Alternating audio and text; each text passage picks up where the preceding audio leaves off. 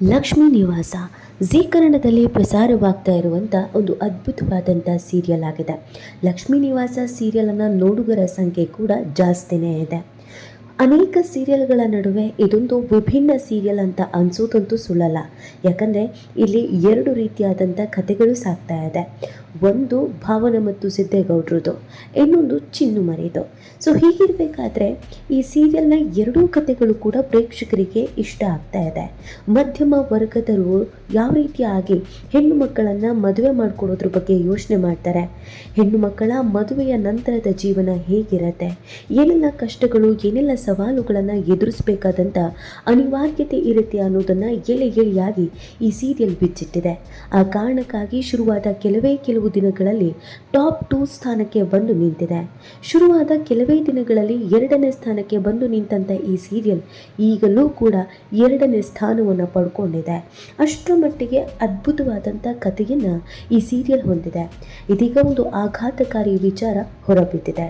ಹೌದು, ಇದನ್ನು ಸ್ವತಃ ಲಕ್ಷ್ಮೀ ನಿವಾಸ ಸೀರಿಯಲ್ನಲ್ಲಿ ಚಿನ್ನು ಮರಿ ಪಾತ್ರ ಮಾಡ್ತಾ ಇರುವಂತಹ ಚಂದನನ ಹೇಳ್ಕೊಂಡಿದ್ದಾರೆ. ಒಂದು ಇಂಟರ್ವ್ಯೂವಲ್ಲಿ ಚಂದನ ಈ ಸೀರಿಯಲ್ನಿಂದ ಪಾತ್ರಧಾರಿಗಳಿಗೆ ಯಾವ ರೀತಿಯಾದಂಥ ಎಫೆಕ್ಟ್ ಆಗ್ತಾ ಇದೆ, ಏನೆಲ್ಲ ಸಮಸ್ಯೆಯನ್ನು ರಿಯಲ್ ಲೈಫ್ನಲ್ಲೂ ಕೂಡ ಎದುರಿಸ್ತಾ ಇದ್ದಾರೆ ಅಂತ ಮನಸ್ಸು ಬಿಚ್ಚಿ ಮಾತನಾಡಿದ್ದಾರೆ. ಈ ಬಗ್ಗೆ ಕೇಳಿದ್ರೆ ನಿಜವಾಗ್ಲೂ ಕೂಡ ಶಾಕ್ ಅನಿಸುತ್ತೆ. ಪಾಪ ಕಲಾವಿದರಿಗೆ ಎಷ್ಟೆಲ್ಲ ಸಮಸ್ಯೆಗಳಾಗುತ್ತಲ್ವಾ, ಕಲಾವಿದರ ಫ್ಯಾಮಿಲಿಗೆ ಎಷ್ಟೆಲ್ಲ ನೋವುಗಳು ಬರುತ್ತಲ್ವಾ ಅಂತ ಅನಿಸುತ್ತೆ. ಅದನ್ನು ಹೇಳ್ತೀನಿ. ಆದರೆ ಅದಕ್ಕಿಂತ ಮುಂಚೆ ನಮ್ಮ ಚಾನಲನ್ನು ಸಬ್ಸ್ಕ್ರೈಬ್ ಮಾಡಿಲ್ಲ ಅಂದರೆ ಈಗಲೇ ಸಬ್ಸ್ಕ್ರೈಬ್ ಮಾಡೋದನ್ನು ಮರೆಯಲೇಬೇಡಿ. ಲಕ್ಷ್ಮೀ ನಿವಾಸದಲ್ಲಿ ಜಾಹ್ನವಿ ಮತ್ತು ಜಯಂತ್ ಪಾತ್ರ ತುಂಬ ಅದ್ಭುತವಾಗಿದೆ ಅನ್ನೋದಕ್ಕಿಂತ ಡಿಫ್ರೆಂಟ್ ಆಗಿದೆ.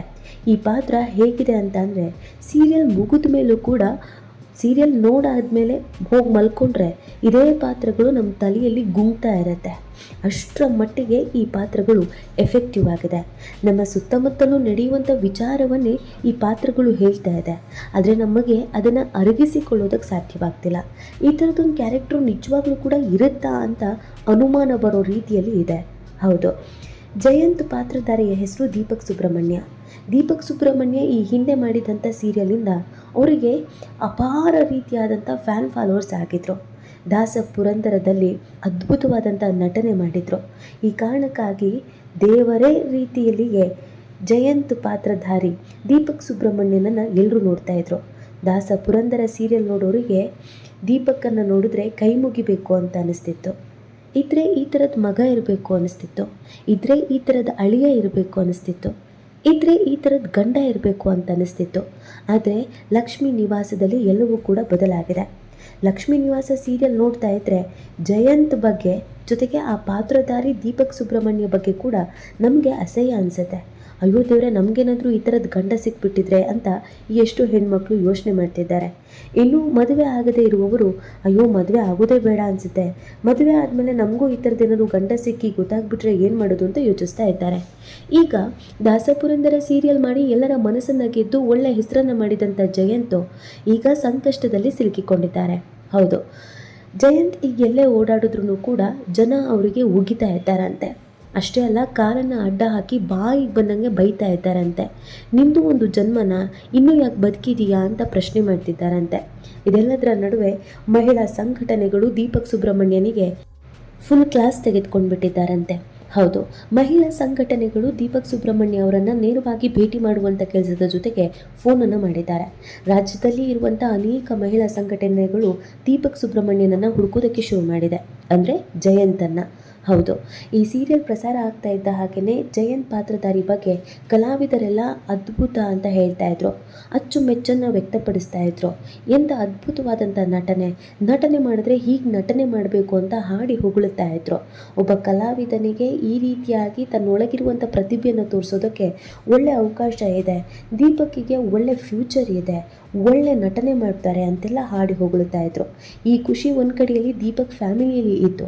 ಆದರೆ ಮಹಿಳಾ ಸಂಘಟನೆಗಳು ಕರೆ ಮಾಡಿ ಮತ್ತು ಅವರನ್ನು ಮೀಟ್ ಮಾಡಿ, ಇಂಥ ಪಾತ್ರಗಳನ್ನು ಮಾಡಲಿಕ್ಕೆ ನಿಮಗೆ ಹೇಗಾದರೂ ಮನಸ್ಸು ಬರುತ್ತೆ, ನಿಮ್ಮ ಮೇಲೆ ನಾವು ಕೇಸನ್ನು ದಾಖಲಿಸಬೇಕಾಗತ್ತೆ, ಹೆಣ್ಣು ಮಗುವಿಗೆ ಹಿಂಸೆ ಕೊಡುವಂಥ ಕ್ಯಾರೆಕ್ಟರನ್ನು ಮಾಡ್ತಾ ಇದ್ದೀರಾ, ನಿಮ್ಮಿಂದ ಸಮಾಜಕ್ಕೆ ಏನು ತಾನೇ ಉತ್ತಮವಾದಂಥ ಸಂದೇಶ ಹೋಗುತ್ತೆ.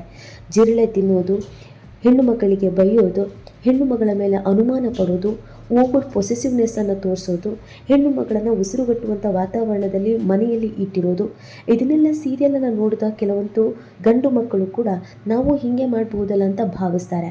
ಸಮಾಜದ ಮೇಲೆ ವ್ಯತಿರಿಕ್ತ ಪರಿಣಾಮ ಬೀರುತ್ತೆ.